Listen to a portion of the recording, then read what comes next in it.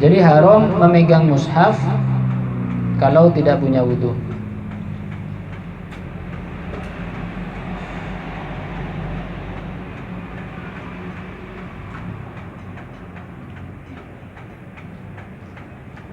Kalau tujuannya itu untuk tamimah itu azimat, untuk tabarukan, untuk dikalungkan ke anak kecil.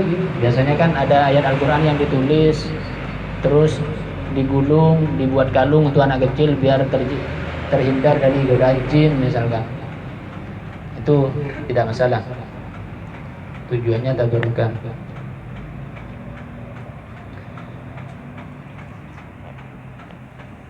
Juga memegang Al-Quran itu bukan hanya saja Al-Qurannya, tapi bungkusnya juga. Bungkusnya, tempatnya juga. Misalkan ada rak, bupet atau lemari, itu khusus Al-Quran, maka pegang bupetnya itu harus punya wudu. Kalau itu memang khusus Al-Quran. Tapi kalau campuran, ada Al-Quran, ada buku, ada semacamnya, itu enggak. Jadi kalau tempat itu khusus Al-Quran, maka tempatnya pun kalau kita nyentuh harus punya wudu. Seperti itu. Sampulnya, talinya misalkan, di Al-Quran itu kan ada talinya. Jadi kalau pegang harus punya wudu. Juga kotaknya, misalkan dibungkus kotak, itu harus punya wudu.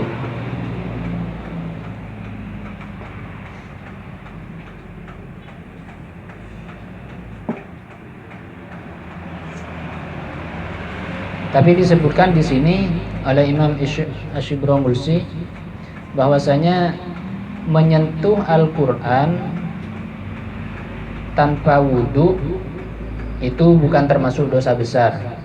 Yang termasuk dosa besar ini kalau melakukan sholat, tawaf, sujud tilawah, sujud syukur tanpa wudu, itu dosa besar. Jadi sholat tanpa wudu, tawaf tanpa wudu, sujud tilawah tanpa wudu, sujud syukur tanpa wudu, itu termasuk dosa besar.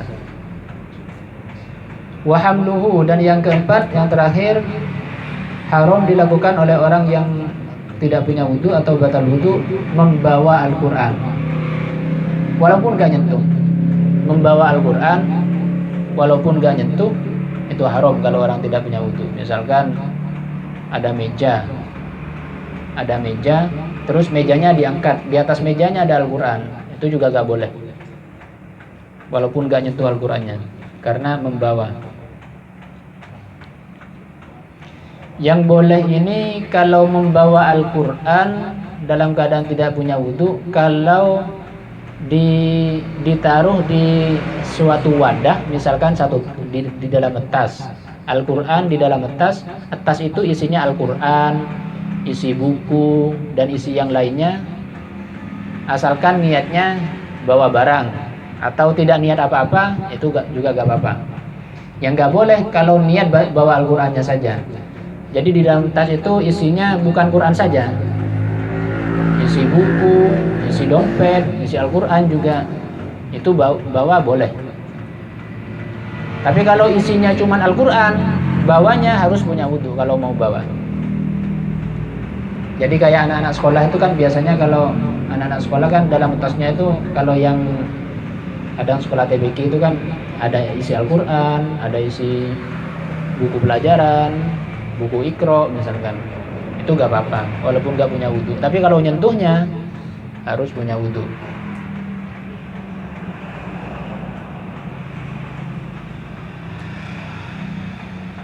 Ini ketat seperti ini menunjukkan karena kemuliaan Al-Quran. Karena saking mulianya Al-Quran, maka gak sembarangan boleh menyentuh. Apalagi sampai digunakan mainan, menyentuh saja harus dengan cara yang dimuliakan. Juga haram Al-Quran dijadikan bantal. Misalkan tidur-tiduran ada Al-Quran buat bantal, walaupun punya wudu, haram. Juga jangankan Al-Quran, kitab-kitab syariat pun juga haram. Kitab kayak gini misalkan dijadikan bantal buat tidur-tiduran misalkan, itu juga haram hukumnya. Di sini disebutkan walau alqahu muslimun fil qadurah wal ya'udzubillah syarul mulki kafiron. Disebutkan oleh Syekh Nawawi, kalau ada seorang muslim melemparkan Al-Quran ke kotoran, ini yang melemparkan hukumnya langsung kafir karena penghinaan kepada Al-Quran. Wa yustahabbu an yaquma lil mushaf idza qadima bihi alaihi li'anna al-qiyama mustahabbun lil fudala min al-ulama wal ikhtiyari fal mushafu aula. Dikatakan oleh Syekh Nawawi, disunnahkan kita berdiri apabila ada Al-Quran datang. Maksudnya misalkan ada orang bawa Al-Quran, kita disunnahkan berdiri menghormati Al-Quran. Sebagaimana disunnahkan kita berdiri apabila ada orang-orang mulia datang, seperti para ulama, orang-orang yang mulia, itu disunnahkan kita berdiri menghormati. Al-Quran itu lebih diutamakan, lebih disunnahkan lagi.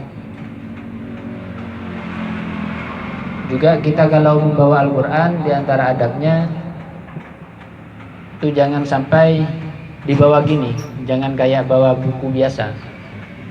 Jadi kalau bawa Al-Quran itu seperti ini, seperti ini. Jangan seperti ini. Jadi kalau Al-Quran seperti ini. Terus adab menaruh Al-Quran, adabnya itu kalau menaruh Al-Quran, misalkan ditaruh seperti ini, Fatihahnya ada di atas, bukan seperti ini naruhnya. Jadi misalkan ini Al-Quran, Fatihahnya ada di atas kalau naruh Al-Quran, bukan ditaruh seperti ini. Kalau naruh seperti ini, kalau ditaruh berdiri, maka Fatihahnya ada di depan. Misalkan disandarkan, Al-Quran disandarkan, Fatihahnya ada di muka, bukan gini. Kalau disandarkan ke sini, berarti Fatihahnya ada di sini, seperti ini posisinya. Jadi ada adab-adabnya.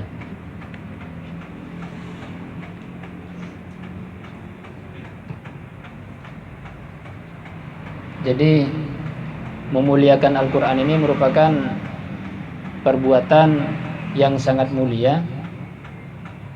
Bahkan seperti yang pernah saya jelaskan itu, Bishr Al-Hafi itu diangkat jadi waliullah oleh Allah karena memuliakan kertas yang ada bismillahnya. Jadi ketika jalan di suatu jalan, beliau itu menemukan kertas yang di kertas itu kotor, sudah ada di tanah, di debu. Ada tulisan Bismillahirrahmanirrahim, kemudian oleh Bishr Al-Hafi ini diambil, dibersihkan, terus dikasih minyak wangi, ditaruh di tempat yang tinggi. Di dalam rumahnya itu ditaruh di tempat yang mulia. Terus malamnya beliau itu mimpi mendengar suara, kama thayyab tasmi fid dunya thayyabtu ismaka fid dunya wal akhirah. Jadi sebagaimana engkau telah mengharumkan namaku di dunia, maka aku harumkan namamu di dunia dan di akhirat. Gara-gara itu Bishr Al-Hafi ini oleh Allah diangkat menjadi waliullah, gara-gara memuliakan kertas yang ada tulisan Bismillahirrahmanirrahim. Mudah-mudahan kita senantiasa jadi orang-orang yang selalu dan senantiasa memuliakan Al-Quran.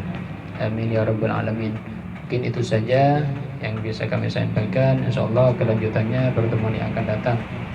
Hadanallahu wa iyyakum ila siratal mustaqim wa lafa minkum. Assalamualaikum warahmatullahi wabarakatuh. Waalaikumsalam warahmatullahi wabarakatuh.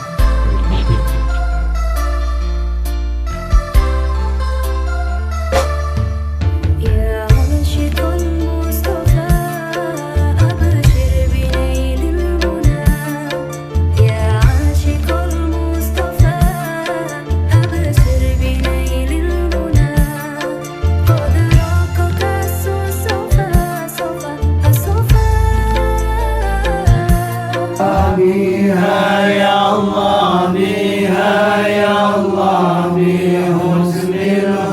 khatiman